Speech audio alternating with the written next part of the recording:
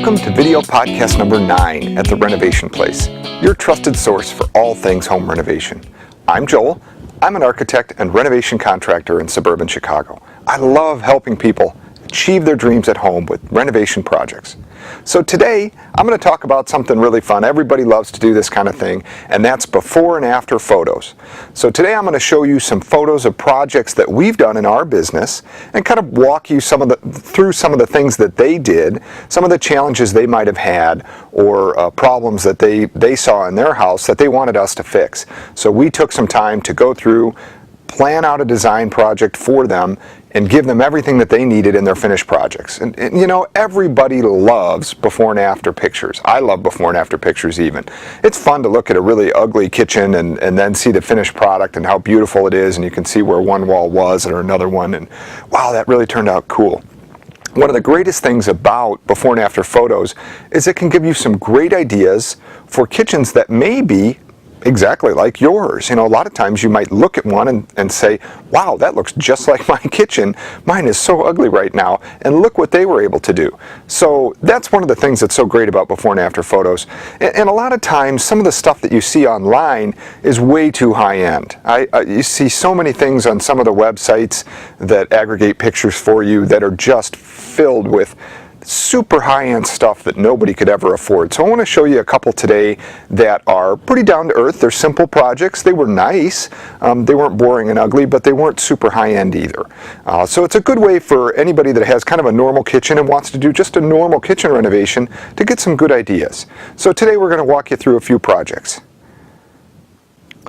This kitchen here is one that we did a few years ago in our business, and real nice couple. We did, as you can see here, the existing kitchen is pretty oaky, pretty oaky. There's a lot of oak and oak floor, a really light kind of honey oak floor, and then a honey oak cabinet, which is very typical of stuff that you saw that was built in the 80s. I think this was built around the 80s. With the soffits up above the cabinetry and that big fluorescent light. You know, there's so many people I see that have that big fluorescent light.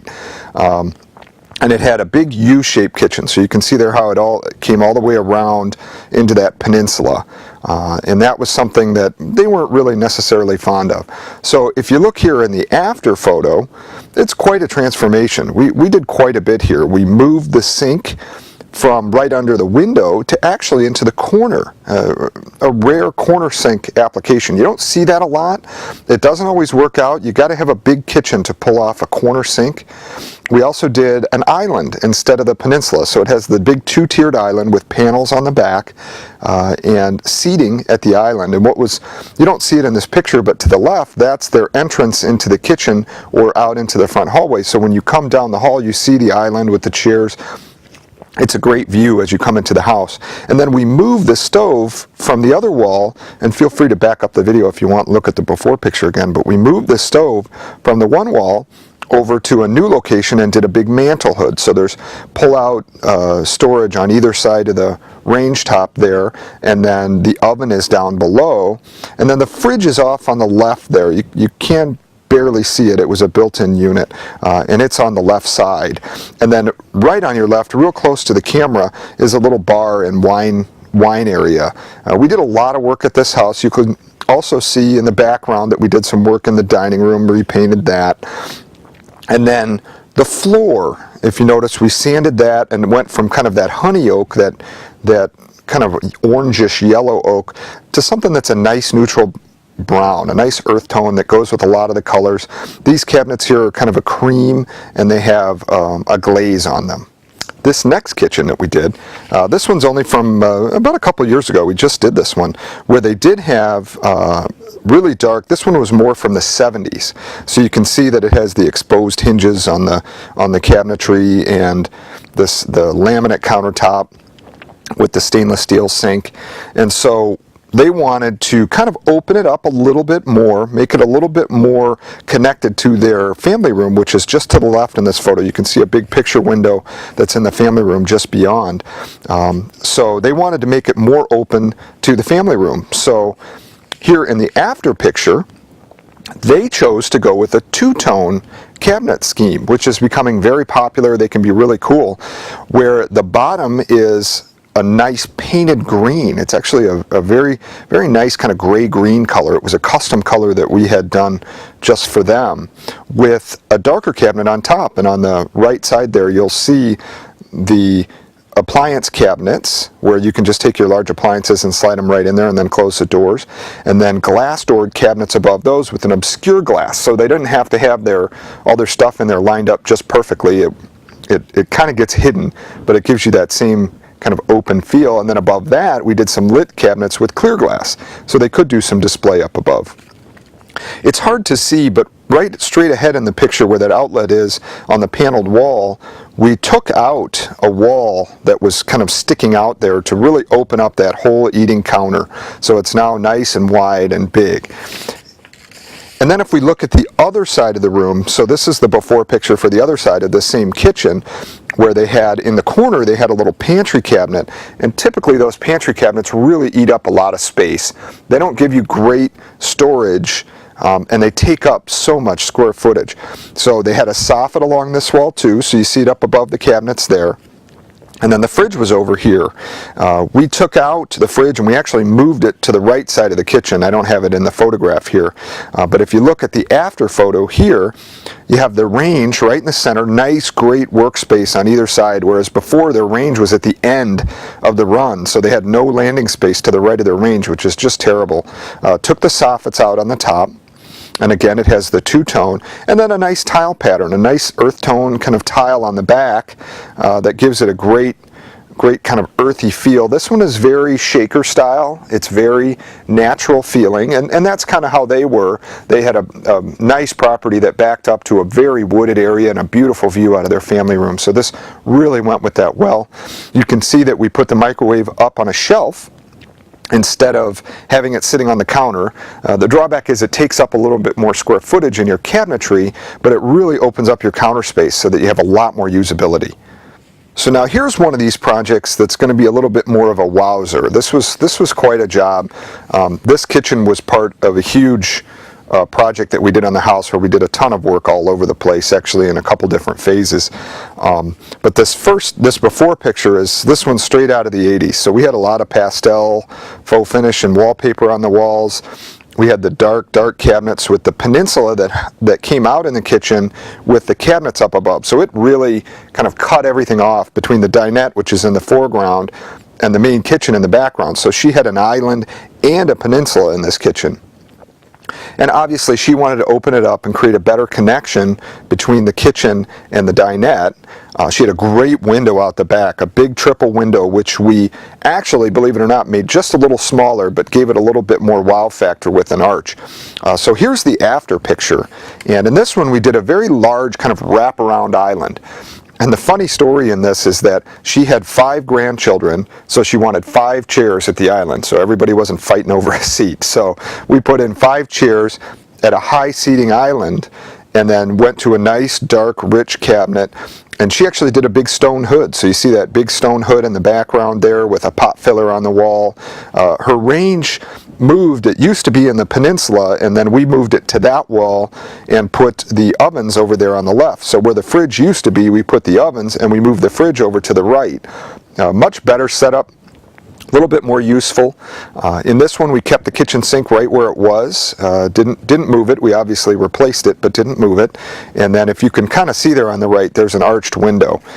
Here's the before photo kind of the kitchen as you look out the back, where it had that nice big triple window, but it was kind of, I don't know, it wasn't so good looking with the soffits up above and all that.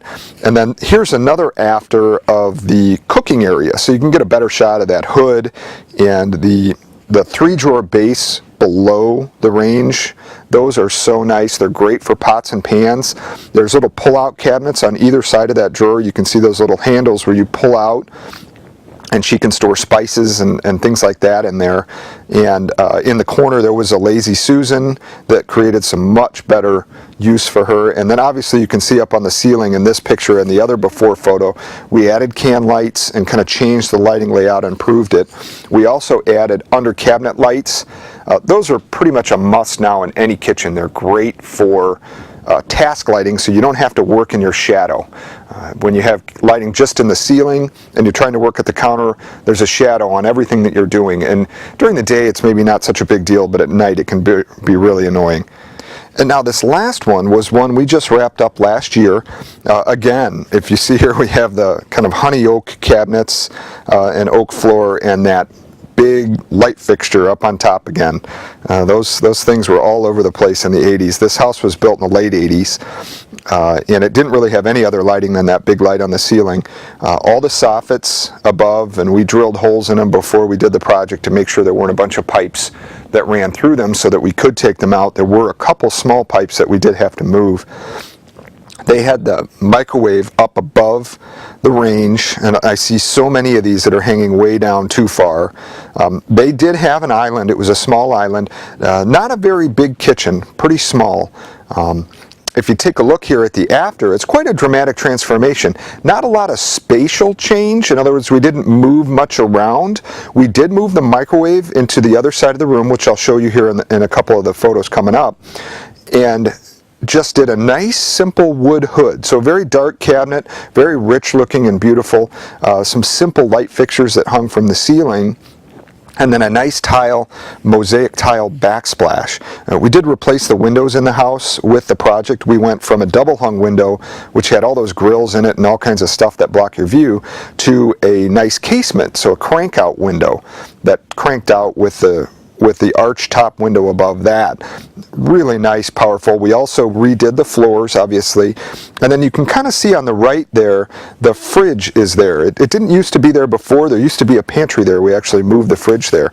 If you look at the before photo here, this is of the other side of the room. So that's where the fridge used to be. And then they had a small desk. And I love that phone just kind of hanging on the wall over there on the right.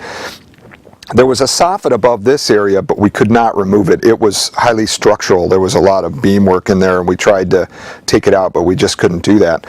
So we moved the fridge to the left from this picture, so here's the after picture, and put the microwave in a cabinet over here. And it was just they weren't real microwave cookers. Some people use the microwave a lot, so you really need to have the microwave close to the fridge or close to the cooking area. She was very much into long meals. She cooked a lot. She cooked every night. I was kind of jealous. It was every time I went to her house for a meeting, it smelled really good in there. And then we got rid of the desks because she just didn't use the desk. Everybody kind of, the desk is a love it or hate it. Some people like the desk, some people don't like the desk. She didn't want her desk anymore, so we got rid of the desk and did a nice wine center over there with some great storage down below. So the net effect was she ended up with a lot more storage in her kitchen than she had before, with where the desk used to be, and then above the microwave and below it, great tall pantry cabinet for her to keep things in. There were also some pantries on the left side too. Very, very much a transformation for them. Well, that does it for the before and after transformations. I hope you like these kitchens. They were a lot of fun to design and do, and the before and afters I think are a great way to kind of get a good feel for what you should do at your kitchen. So, thanks for watching today. Please go and visit my website at www.therenovationplace.com and sign up for my free PDF on how to hire the right contractor for your project and avoid the tricks that they use to get your business, because they do use some tricks and you got to watch out for that. Well, that's it for this week. Thanks for watching. Have a great day.